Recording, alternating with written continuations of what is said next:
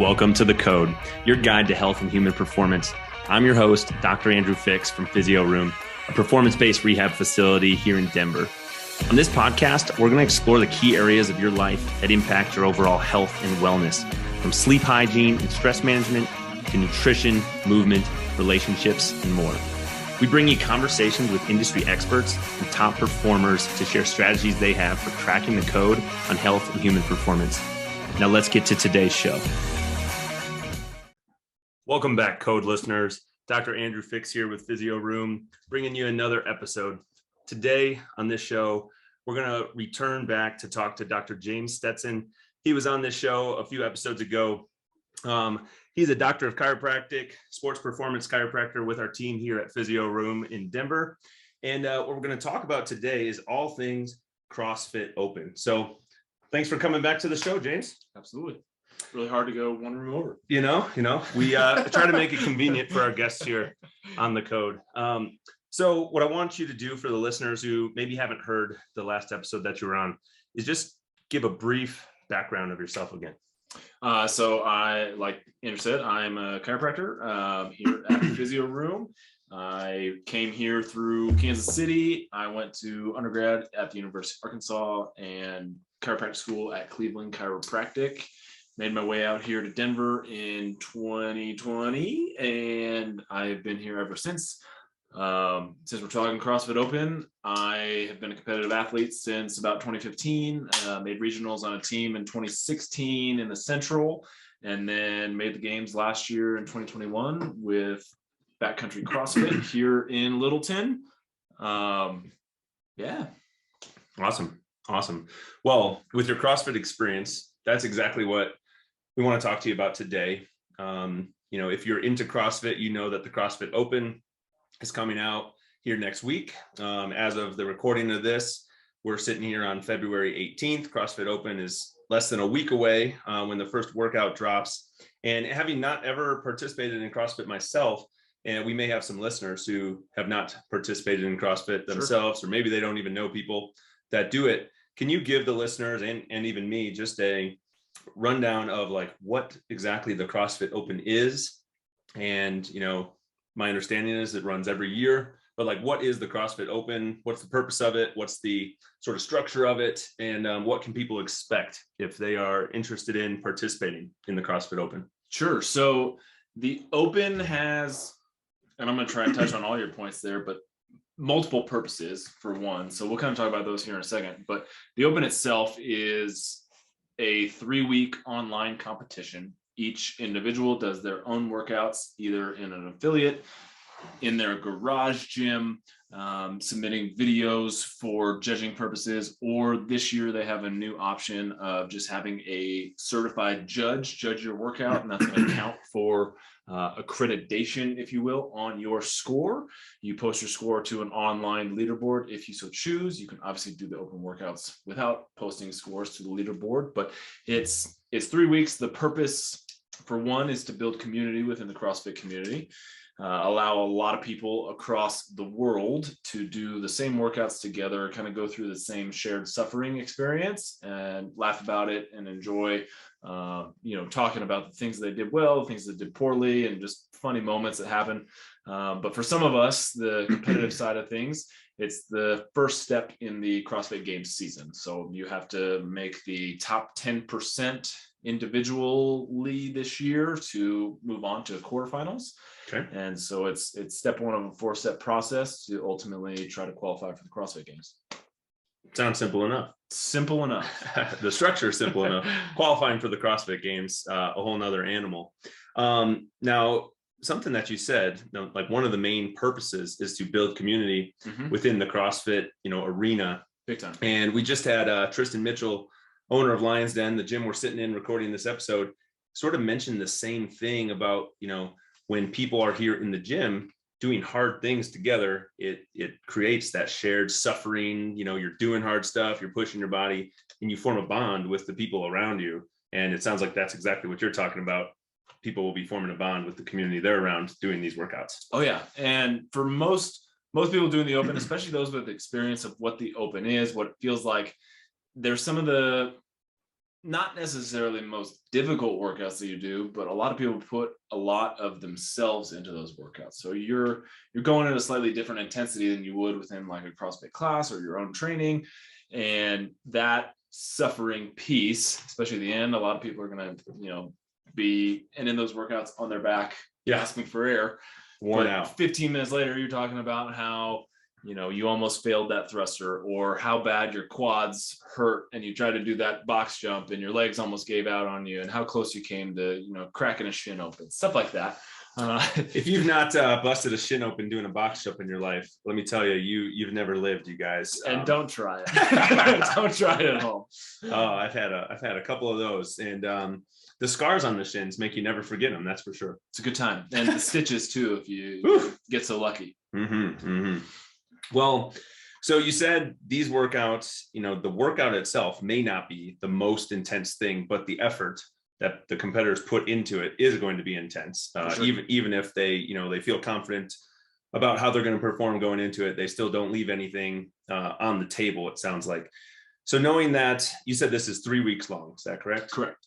So knowing that you have a 3-week, you're going to have multiple workouts at a high intensity to complete over the course of these few weeks, what would one of your suggestions be, or what has been your process over the past several years of like how you prepare yourself both mentally and physically for going through this little less than a month long process? Yeah. So to clarify, it's one workout per week. That workout can have multiple scores. For example, last year, the third week had a part 1 and a part 2. So 2 different scores, 1 time frame, 1 clock for the workout.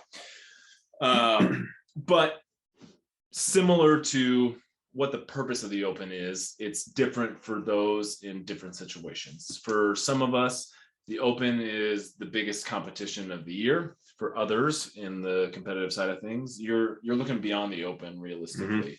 You don't want to obviously mess up those Open workouts, but typically you're still training throughout that week. Nothing really changes. You just do the Open workout as part of one of your training days. But for most, typically it's that one class on Fridays that they do the Open workout. And then they are, for some, very sore that next day, and so they'll take a day off, an active recovery day, something like that, which is typically probably my recommendation for a majority of people, is to try to move a little bit that second day. But some of us are training that very next day, or even training right after doing the Open workout. So it depends, but I would say the mental side of things is probably the most challenging, because there is Open anxiety towards those workouts. You do want to do your best regardless of what level you're at.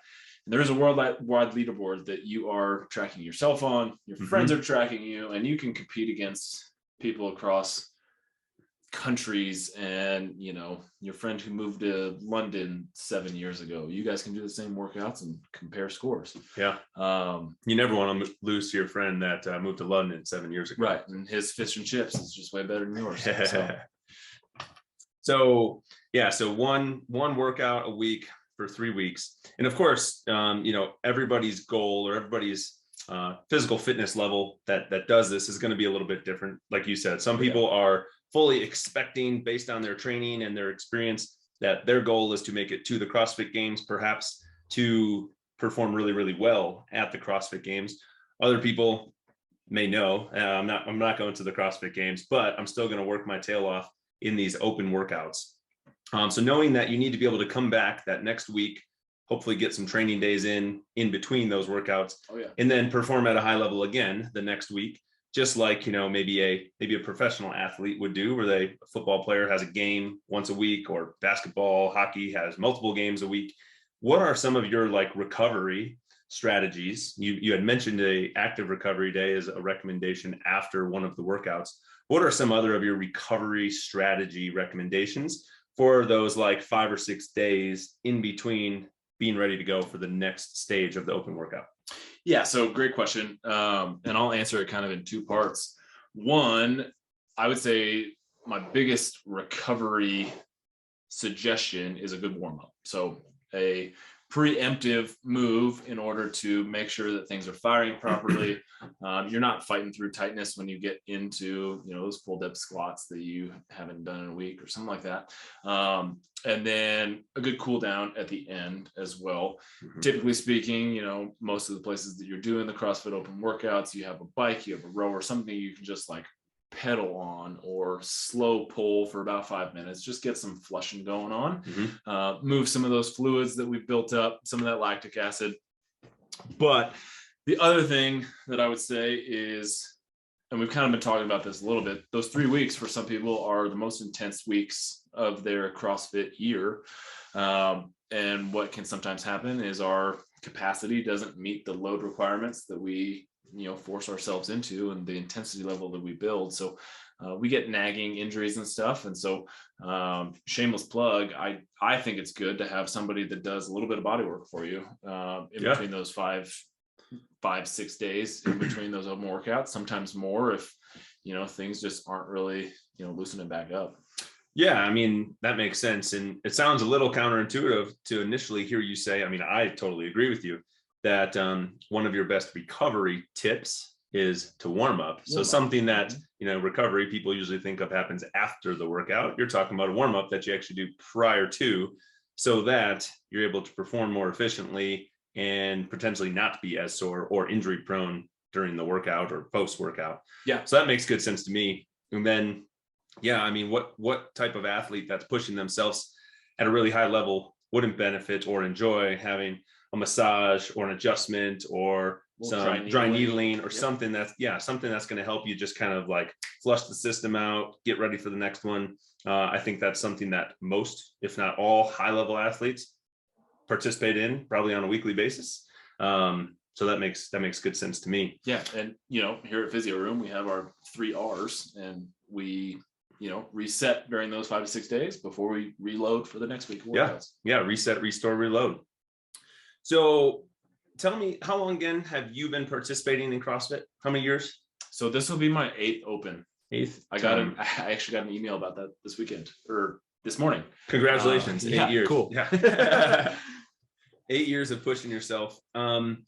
So I don't know if this happens to you, the 8th time going through it, but I know for myself, if I'm going to participate in a race or in some type of competition event, I always have, I don't know if anxiety is the right word for me.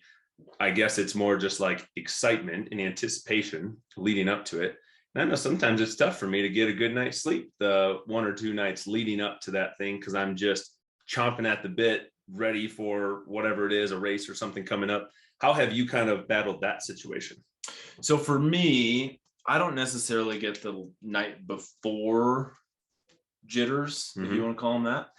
I get them before the workout. So leading up, once I start to plan my day out around getting into that workout, that is kind of when it starts for me. And you build that little bit of anxiety, and you visualize going through the workout for the most part, and you know how it's going to feel. Once you've been doing it for as long as I have, you kind of have a pretty good idea of what the time domains are going to look like, what your muscles are going to feel like. And that part is probably the most challenging for me, but it also depends personally on what is riding on that workout. So last year, for example, qualifying or trying to qualify for the games, the open workouts weren't necessarily that big of a deal for me. I was still coming off an injury. So my performances were a little bit lower than what I would typically hold myself to. But I also knew that we had to be in, like, I think last year was the top 50%. So they changed it a little bit going into this year. But once we got to quarterfinals, when it was actually like weighted more heavily, it mattered a whole lot more. Being on a team, I have to do my very best for my other 3 athletes. And that holds a lot of weight. So I do a lot of like breathing work right before the workout. So every time there's like a 10-second countdown on the clock before you go, I am always, if you like take a moment to notice me, I'll like close my eyes and just take a nice deep breath, let it all out and go. And once you go, mind's clear. I don't even know what song's playing. Like, Yeah. it's just about the work and the plan you have going in. And sometimes, like Mike Tyson, you're gonna get punched in the face and you have to adapt. But Yeah, that's where the experience comes in. Yeah, there's sometimes things you just can't control, and you just got to see how you respond to it. Hearing you talk about that kind of reminds me, or takes me back to my high school and college, track days. You were on a 4-person team going like to the CrossFit events and to the CrossFit games. And then, I was on a relay team in track, right? Yep. And sort of the same mindset of what you're talking about is like, I want to perform well in my leg of this race, but it's not because I want to perform well for myself. I want to perform well to support my teammates because I know they're going to be giving their best effort. And like you just said, you take a moment beforehand, kind of calm yourself down, take some breathing moments.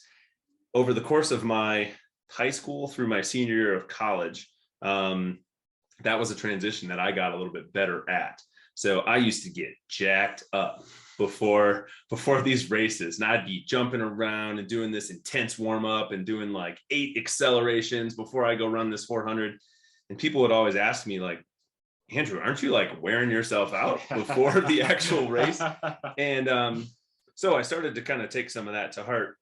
And then what ended up happening was I basically, through help of coaches and other teammates and stuff, I learned to like keep myself a little bit more calm and down regulated, though still warm up adequately.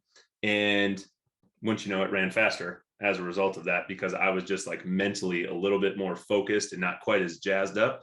Same thing before football games. I wasn't getting all jazzed up.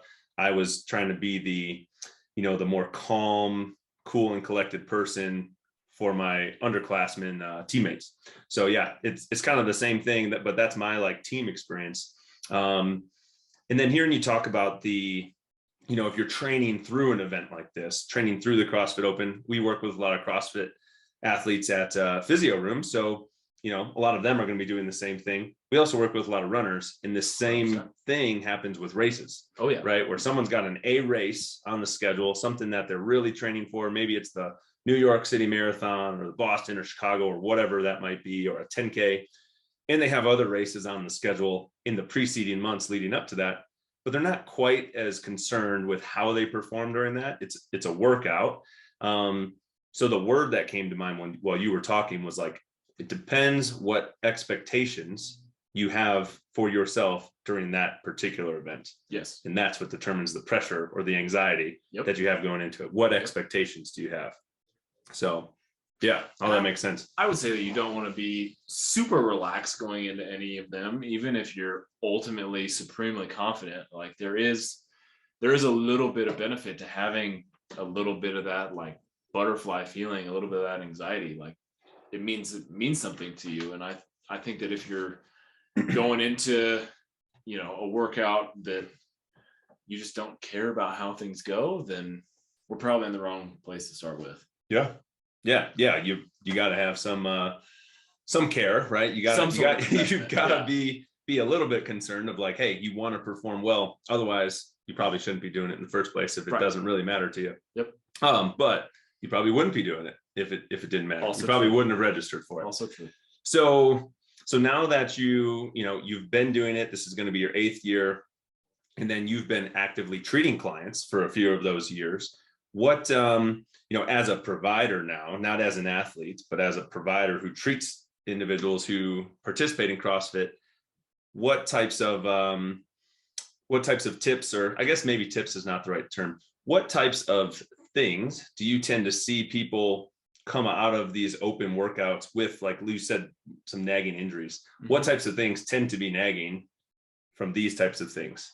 These types of training workouts? So typically it's a lot of muscle soreness just from, again, overloading just a little bit. And that's unfortunately just a function of competition. That's just how it kind of goes. But typically speaking, a lot of low backs would probably be number 1, shoulders number 2, and then maybe some knees number 3. But typically speaking, those are from slightly off movement patterns where you're just, for example, I think it was 2016, 2015, 2017, I don't remember.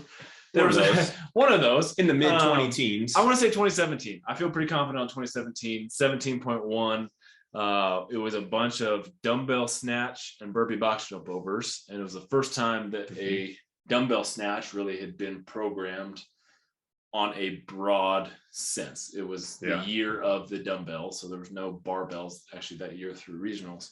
And a lot of people did not know how to dumbbell snatch with efficiency. So there was a lot of just bend and snap at the hips. Yeah. And that bend and like flexion of the lumbar spine blew into people's backs extension up. just blew people up. And the people that did best were obviously the fittest. However, the people who did really, really well were those that could figure out how to efficiently dumbbell snatch with good mechanics, a nice, neutral spine throughout that entire movement. Yeah.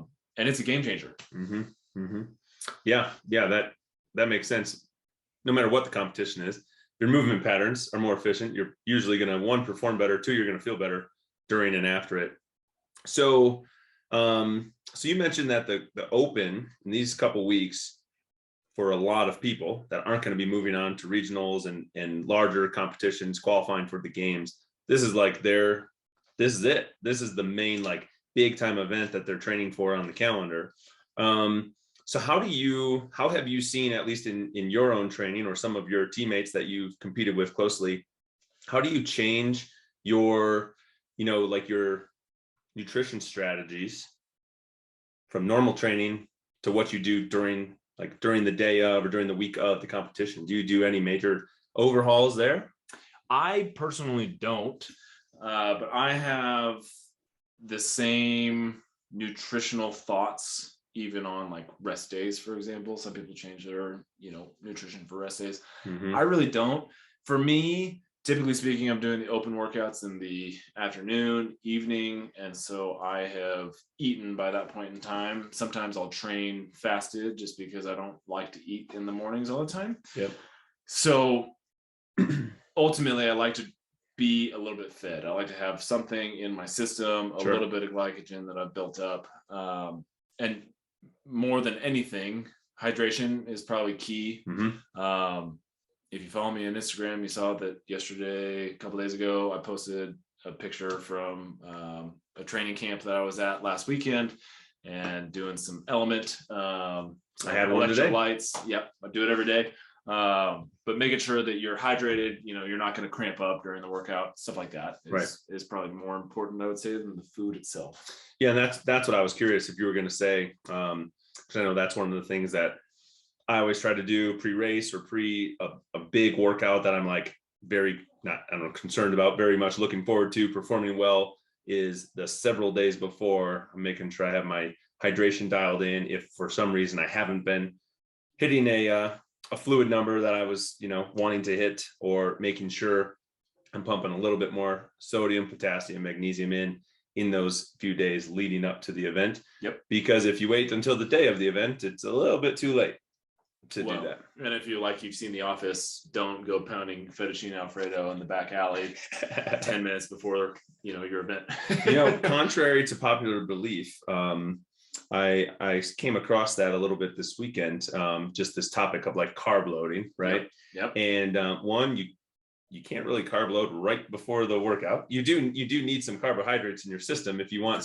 some quick energy to be able to utilize. That's absolutely true. I'm not telling you don't eat carbs, but for the case of like that Office episode you were talking about, I believe they were running a 5K. You don't need to carb load for a 5K. No. That's not quite going to work for you. And I would say, for the most part, you don't really want to carb load at all. You want to build your carb number over the course of weeks and months leading up, not necessarily like 2 nights before, eat a bunch of pasta or rice or whatever you choose. Like that's typically not going to go very well. Yeah. And I remember that was one of the things that, at some point in time, everybody finds themselves in a situation where you don't know what you don't know. And what I didn't know, until you find out, then you know. And usually you end up learning something. But what I ended up finding out as I made my way through college and after college and learned more about nutrition, is all of the carb loading that I was kind of suggested to do when I was in high school before track meets and things. Probably wasn't necessary and potentially actually hindered my performance more than it helped my performance, especially with the events that I was running being more anaerobically taxing as opposed to aerobically taxing. You know, I was running 800 meters and less. I don't need to eat 2 plates of pasta like I did when I was 16 years old to be able to run those events. So, you know, you live and you learn. You live and you learn. So, okay. So as we like move towards wrapping, getting ready for the Open, wrapping this episode up, what would your recommendation be for a first time CrossFit Open participant, someone who just recently got into CrossFit, maybe a handful of months ago within the last year, and this is the first time that they had the opportunity to do their first open workout? Thinking back to the first time you did it 8 years ago, what kind of message would you give that person? That was a scary thought the first time I did it. I didn't have double unders back then, and the first workout was double unders and power snatches, so that was a really nice awakening. My probably biggest piece of advice would be to lean on your coaches if you have them, or those that have a pretty big amount of experience, not simply in the Open itself, but probably in competition in general, and leaning on their thoughts, tips, tricks.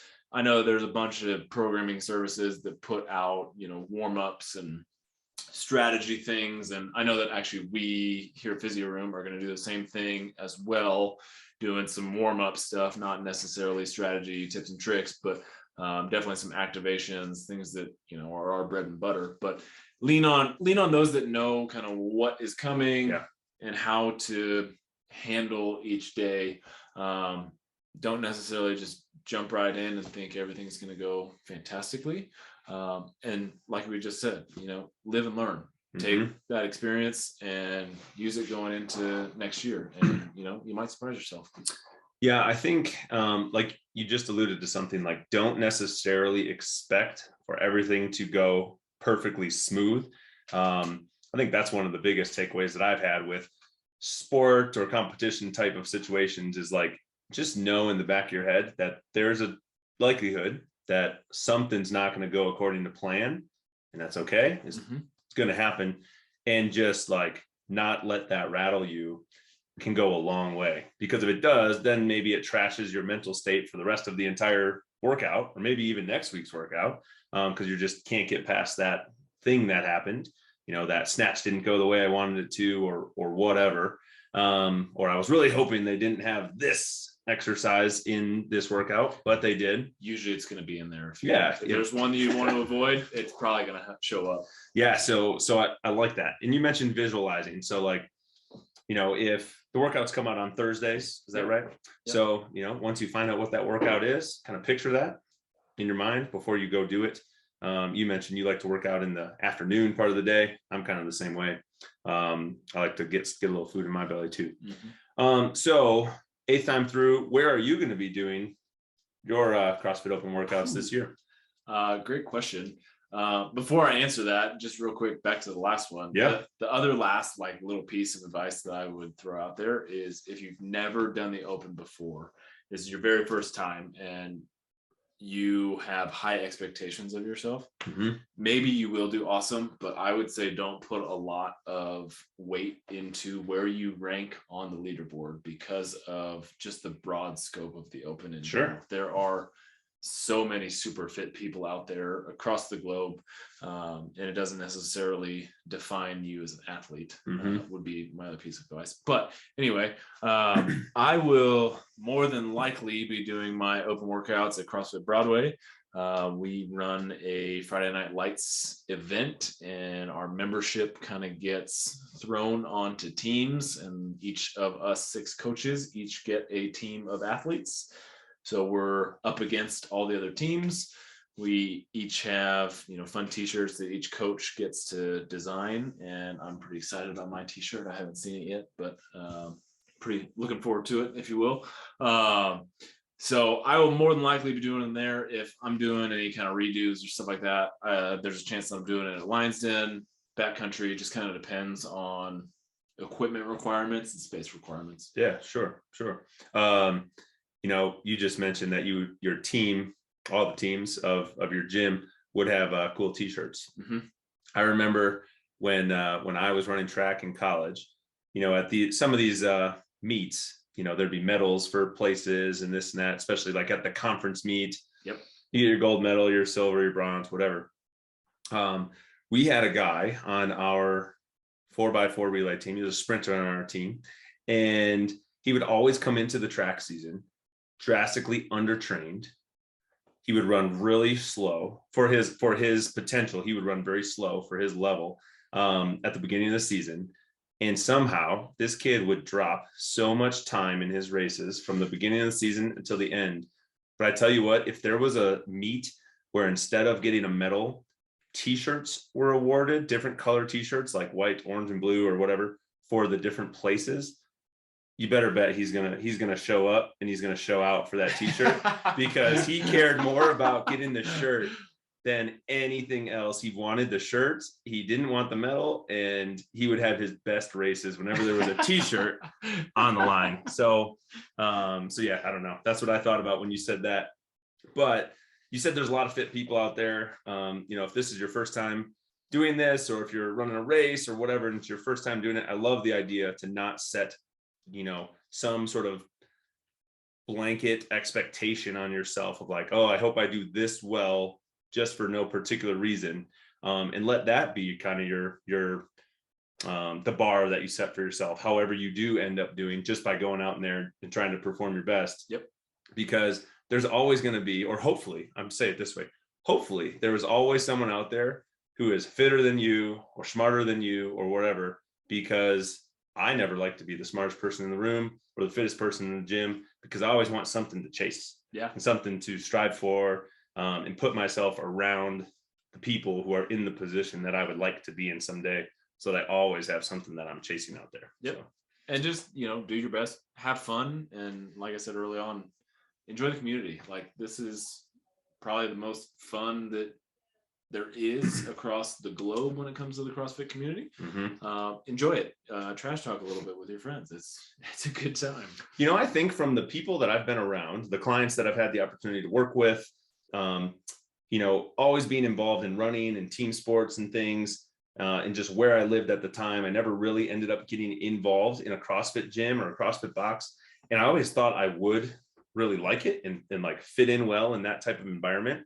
From what I hear from people that participate in it, and from what I see with the people I get to work with, that is something that CrossFit as a whole, as a brand, does really, really well, is the community aspect. Mm-hmm. And the camaraderie that is built. Like, I know people that have been going to the same gym for so long, and they wouldn't even fathom leaving. Yeah. And you ask them why, and it has nothing to do with the exercise, and it has everything to do with the people that they're around and just the community that's established. Yeah. Mm-hmm. I mean, CrossFit's very effective as a fitness program, but there's a lot of really effective fitness programs out there. Right. But that community piece is what I think makes CrossFit. I would agree. From what I can tell from the outside, I think it does it better than any other fitness or sport or anything that I've come across, and I've played a lot of them. Without a doubt, a lot of people tried. a lot of people tried. So I think that about wraps it up on this episode. All things CrossFit Open related. I just want you to remind, if people haven't heard that previous episode that you were on, where can people get a hold of you if they want to find out more, if they want to, just chat with you about CrossFit or hear something about the games? Maybe they're planning on qualifying this year and they'd like to pick your brain. Where can people find you, James? Sure. Instagram is probably the best place, at James Stets, Stets. And then if you have like questions on really anything, you want to email me, james@physioroomco.com. And, this is a saying in the CrossFit world, but you can find me on the leaderboard. Find me on the leaderboard. You can find us on Spotify, Apple Podcasts, Google, wherever you get your podcast. You can find the code on there thank you guys again for tuning in and listening to this episode with Dr. James about the CrossFit Open. And we hope to have you back here sometime soon. Thanks so much.